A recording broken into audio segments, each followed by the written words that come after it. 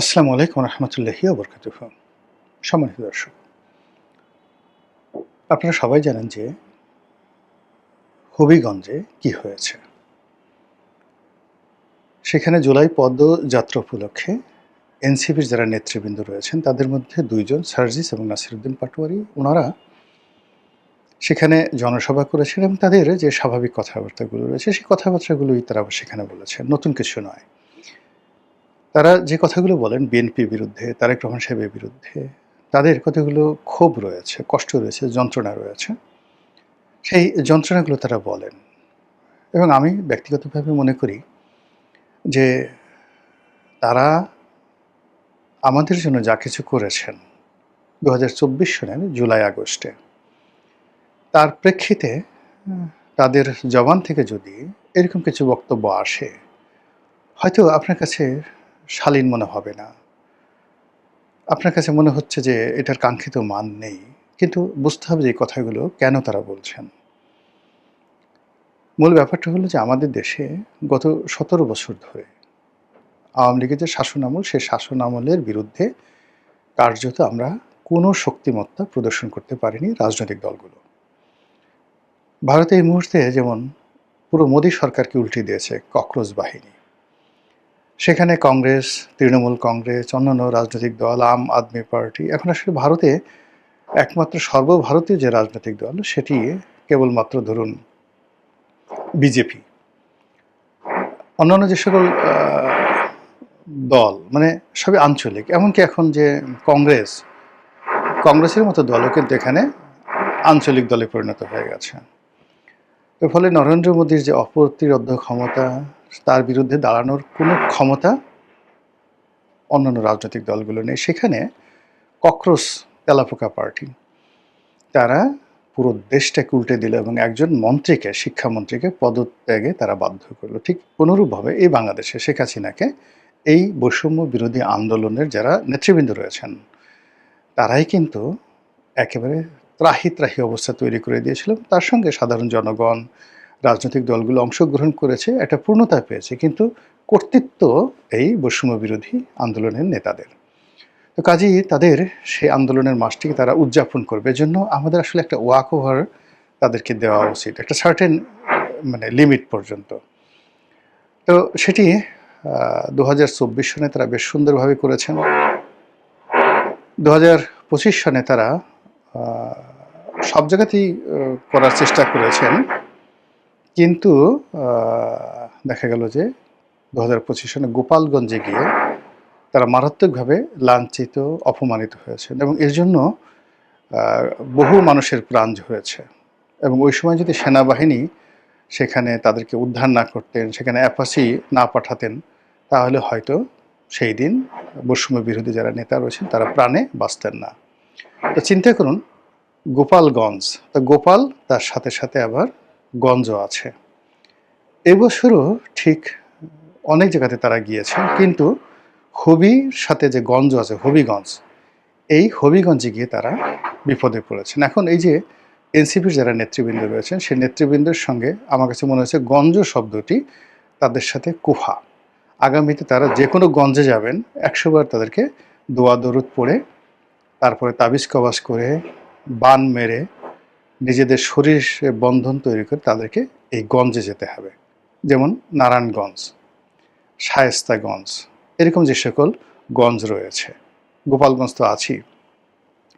তো যেই শহরগুলোতে গঞ্জ আছে সেখানে তারা ভবিষ্যতে সতর্ক হবেন। অধিকন্তু হবিগঞ্জ, এখানে কিন্তু বৈষম্য বিরোধী আন্দোলনের সবচেয়ে নির্মম এবং নৃশংস ঘটনাগুলো ঘটেছে। বহু হত্যাকাণ্ড, থানা লুট, পুলিশের সাথে মারামারি, তারপরে এখানে প্রাণহানি সেই জুলাই-আগস্ট বিপ্লবের সময় এখানে বেশি হয়েছে।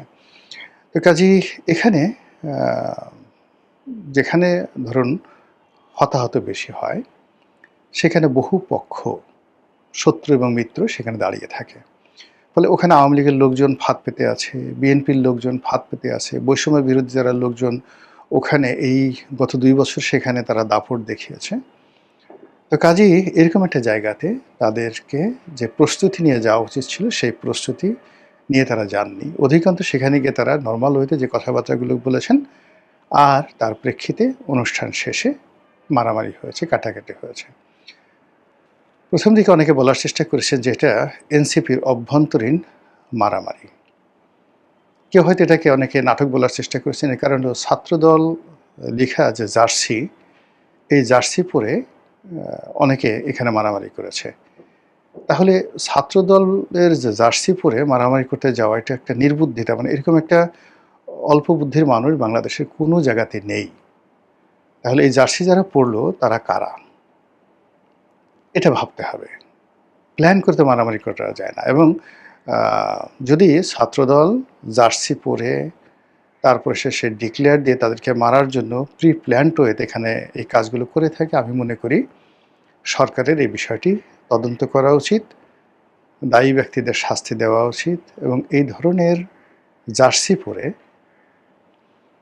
মারামারির ঘটনা অতীতে ছাত্রলীগও করেনি, ছাত্র শিবির করেনি, যে গায়ে শিবিরের গেঞ্জি পরে, ছাত্রলীগের গেঞ্জি পরে তারা একসাথে সেই লাঠিসোঁটা হাতে নিয়ে প্রতিপক্ষের উপর হামলে পড়েছে, এরকম ঘটনা ঘটেনি।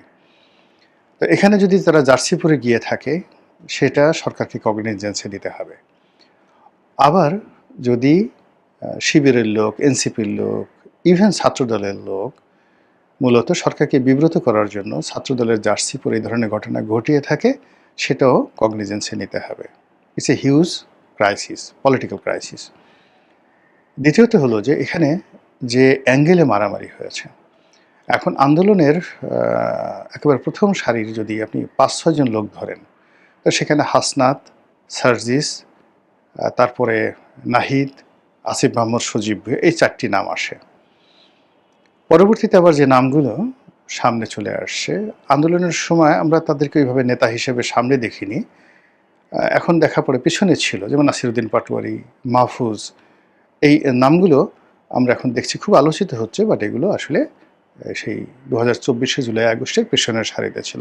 হোয়াট এভার মেবি, আমরা ধরুন ১ ডজন এরকম নেতাদেরকে আমরা জাতীয় নেতা হিসেবে এই আন্দোলনের মাস্টার মাইন্ড হিসেবে ধরে নিলাম। এখন তারা তো আমাদের জন্য কিছু করেছে, তাদের জন্য একটা যাকে বলা হয় ন্যূনতম সম্মানবোধ আমাদের থাকা উচিত। আমাদের ৫২ ভাষা আন্দোলন, সেখানে যারা নায়ক ছিলেন, সালাম, রফিক, বরকত থেকে শুরু করে যারা আত্মাহুতি দিয়েছেন, তার বাইরে যারা এই ভাষা আন্দোলনকে নেতৃত্ব দিয়েছেন, তারা কিন্তু সারা জীবন এই ভাষা সৈনিক হিসেবে সম্মানিত হয়েছেন। এমনকি গোলাম আজম সাহেব, গাজীউল হক সাহেব, যারা সরাসরি স্বাধীনতার বিরোধিতা করেছেন। তো স্বাধীনতার বিরোধিতা করেছেন, বদরুদ্দিন উমর স্বাধীনতার বিরোধিতা করেছেন, কিন্তু ওই ভাষা আন্দোলনে তাদের ভূমিকার কারণে জাতি কিন্তু তাদেরকে শ্রদ্ধা জানিয়েছে। ৬৯ গণ অভ্যুত্থান যারা নেতৃত্ব দিয়েছেন, যেমন তোফায়েল আহমেদ, তার নেতৃত্বে ডাকসু, আজীবন তারা কিন্তু এই সমাজে সম্মানিত ছিলেন। ৭ই নভেম্বর যারা ঘটিয়েছেন, সেই হাসানুল হক ইনু থেকে শুরু করে অন্যান্য যারা, কর্নেল তাহের, এই জাতি কিন্তু তাদেরকে স্মরণ করে যে তারা না হলে বাংলাদেশ যে ধরনের একটা ব্যর্থ রাষ্ট্রের দিকে যাচ্ছিল। জিয়াউর রহমান সাহেব এসে, তিনি এই জাস্ট এখন তারেক রহমান সাহেব যেভাবে এসে প্রধানমন্ত্রী হলেন, তার বাবাও ঠিক ওইভাবে পরিস্থিতির মধ্যে পড়ে all on a sudden he became the hero. আসলাম, দেখলাম, জয় করলাম। কিন্তু এরকম একটা আন্দোলনকে, এরকম একটা বিপ্লবকে ঘটানোর জন্য যারা কাজ করেছেন, জাসদ দল হিসেবে আর মাস্টার মাইন্ড হিসেবে কর্নেল তাহের, এখন তাদের বিরুদ্ধে যত কথাই বলা হোক না কেন, এ জাতি যতদিন বাংলাদেশ থাকবে এই বিপ্লবীদেরকে, জাসদের এই বিপ্লবীদেরকে সবাই কিন্তু তাদের বীরত্বের জন্য মাথায় করে রাখবে। কর্নেল তাহেরকে যেভাবে ফাঁসিতে লটকানো হয়েছে, এর পক্ষে হাজারো যুক্তি আপনি দিতে পারেন, একটা যুক্তিও জনগণ মেনে নিচ্ছে না।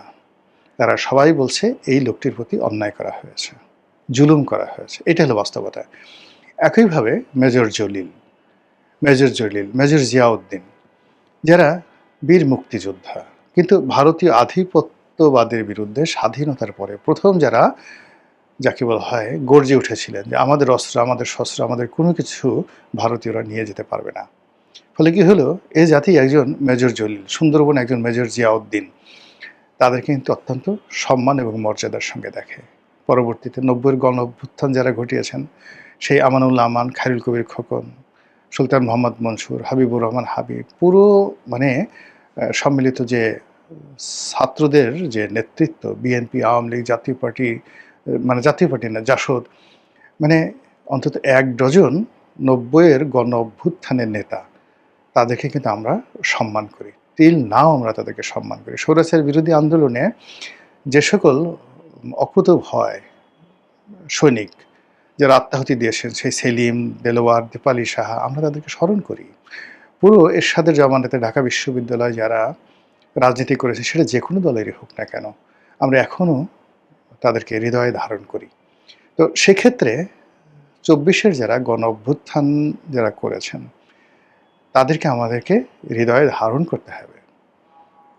ধারণ করতে হবে। আমরা কি, মানে এরা, আচ্ছা আপনি সার্জিস কী করেছে বলেন তো? সার্জিস, আপনি একটা ছোটো বাচ্চা ছেলে, বয়স অল্প, খাটো দেখতে, নির্বাচন করতে চেয়েছে, আর এখন নেতাগিরি করছে। এখন এই ঢাকা শহরে সার্জিস কয়জনের ঘর থেকে মা বোনের ওড়না টেনে নিয়ে গেছে? কয়জনের ঘরে ঢুকে তার টাকা ছিনতাই করেছে? কোন অফিসে গিয়ে মানে সে চাঁদাবাজি করেছে বলেন? নাসিরুদ্দিন পাটোয়ারি বেয়াদব, গালাগালি করে, আজে বাজে কথাবার্তা বলে, কিন্তু কার কাছ থেকে চাঁদা চেয়ে এসে চলছে বলেন তো? একটা চাঁদাবাজি, একটা দুর্নীতি, একটা অনিয়মের কথা বলেন তো? আপনি বলতে পারবেন না তো, কখনোই বলতে পারবেন না এই ছেলেগুলোর সম্পর্কে। আমরা কেন অধৈর্য হচ্ছি? তারা আমাকে গালাগালি করছে, আপনি গালাগালি করেন, তাদেরকে গালাগালি করেন, তারা তো নিষেধ করে নাই, তাদের সমালোচনা করেন, কিন্তু তাদেরকে বাঁশ দিয়ে কেন পিটাতে হবে, এবং এত দ্রুত তাদেরকে পিটাতে হবে কেন? এবং আমরা এই যে নির্মমভাবে তাদেরকে মারা হলো, এবং আমি দেখলাম যে সোশ্যাল মিডিয়াতে আওয়ামী লীগের লোক তো ভীষণ খুশি, মেরে দিয়েঙ্গে, মার দেঙ্গে। এখন তো দিল্লিতে গিয়ে সবাই, আমি তো হিন্দি ভাষা বলতে পারি না, তারা হিন্দিতে, হ্যাঁ, শালেকে পিটে দাও, হ্যাঁ, মেরে দাও, তারপরে হিন্দিতে মানে তারা এই সমস্ত কথাবার্তা বলছে, একেবারে নলি নলি ছুটিয়ে দাও, আরও আগে দেওয়া উচিত ছিল। হ্যাঁ, এটা হলো আওয়ামী লীগের বয়ান। এখন তারা করবে, তারা যেহেতু এদের দ্বারা ক্ষতিগ্রস্ত হয়েছে। বিএনপির এক শ্রেণীর লোক, যেহেতু এরা তারেক রহমান সাহেবকে, এই যে এই মুহূর্তে তারেক রহমান সাহেবকে নাসিরুদ্দিন পাটোয়ারি সরাসরি বলছে যে আপনি তো রাষ্ট্র ক্ষমতায় বসে প্রেম করা শুরু করেছেন স্ত্রীকে নিয়ে, আপনি এই যে বিভিন্ন জায়গাতে শোক আপ করে বেড়াচ্ছেন।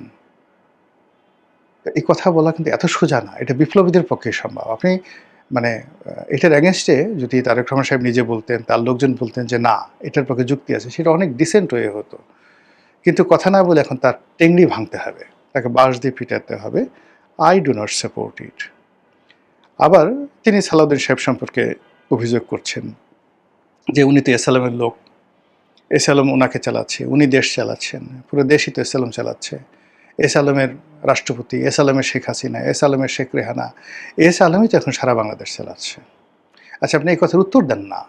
এই যে কথাগুলো সে বলছেন, এই কথাগুলোর উত্তর দেন।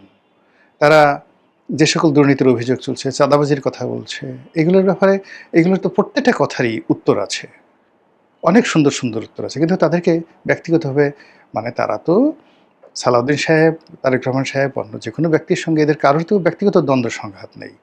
আর তারা এখন যে পর্যায়ে আছে, ভুলে গেলেও মানে আগামী এই, মানে যদি অলৌকিক কোনো ঘটনা না ঘটে, জিন পরি এসে যদি তাদেরকে রাষ্ট্রপতি, প্রধানমন্ত্রী না বানিয়ে দেয়, তাহলে তাদের রাজনৈতিক ভবিষ্যৎ আগামীতে একটা এমপি হবে, এটাই দুরূহ বিষয়। তো সেক্ষেত্রে তাদের যে কন্ট্রিবিউশন, সেই কন্ট্রিবিউশন অ্যাগেনস্টে তারা যেভাবে আওয়াজ তুলছে, এই আওয়াজগুলো তো আসলে বিএনপির জন্য অনেক ভালো। মানে সরাসরি প্রধানমন্ত্রীকে, তার পরিবারকে, আমাদের দেশে তো প্রধানমন্ত্রী হলে তার বিরুদ্ধে কোনো কথা বলা যাবে না, তার পরিবার নিয়ে কোনো রাজনৈতিক সমালোচনা করা যাবে না। স্বরাষ্ট্রমন্ত্রী হলে তো ও মাই গড, স্বরাষ্ট্রমন্ত্রীকে নিয়ে কোনো কথাই বলা যাবে না, যার হাতে লাঠি আছে। সেনাবাহিনীর প্রধানকে নিয়ে কোনো কথা বলা যাবে না, ক্যান্টনমেন্ট নিয়ে কোনো কথা বলা যাবে না। কিন্তু এই যুবকেরা কিন্তু সেই ট্র্যাডিশনটা ভেঙে দিয়েছে। আপনার দৃষ্টিতে সেগুলো অশালীন মনে হতে পারে, সীমা অতিক্রম হতে পারে, আমাদের ট্র্যাডিশনের বাইরে, কিন্তু আপনি সারা জীবন ঘুমটা দিয়ে থেকেছেন, মানুষকে সম্মান করেছেন, কিন্তু আপনাকে একেবারে বলাৎকার করে, একেবারে পেছন দিক থেকে বলাৎকার করে আপনাকে প্রেগন্যান্ট করে ছেড়ে দিয়ে গেছে বিভিন্ন স্বৈরের শাসক। আর সেই প্রেগন্যান্সি থেকে এরাই কিন্তু বাঁচিয়েছে। তো কাজেই এদেরকে পলিটিক্যালি মোকাবেলা করাটাই যুক্তিযুক্ত বলে আমি মনে করি। কিন্তু সেটা না করে তাদের বিরুদ্ধে, তারা কথা বলছে, তাদের বিরুদ্ধে কলমও নয়, সরাসরি ডাইরেক্ট বাঁশ। আর সে বাঁশ কি, যেন তেন বাঁশ না, বিশাল 10-12 হাত লম্বা বাঁশ দিয়ে তাদেরকে পেটানো হচ্ছে। এই জিনিসগুলো মানে ভালো ফলাফল আনবে না, কারো জন্যই ভালো ফলাফল আনবে না। এখনো রক্তের দাগ শুকোয়নি, এখনো বাতাস থেকে বারুদের গন্ধ যায়নি, এখনো জুলাই আগস্টের যারা আহত তাদের ঘা শুকোয়নি। কাজে এত দ্রুত যদি আমরা সবকিছু ভুলে যাই এবং ঘুরে দাঁড়ানোর চেষ্টা করি, এবং মানে যার কারণে মানে সিন্নি খেলাম, সেই মোল্লাকে চিনলাম না, মোল্লার কারণে সিন্নি, এরকম পার্লামেন্টের মজার মজার কথাগুলো হচ্ছিল, সেই মোল্লাদেরকে আমরা এখন ভুলে যাচ্ছি।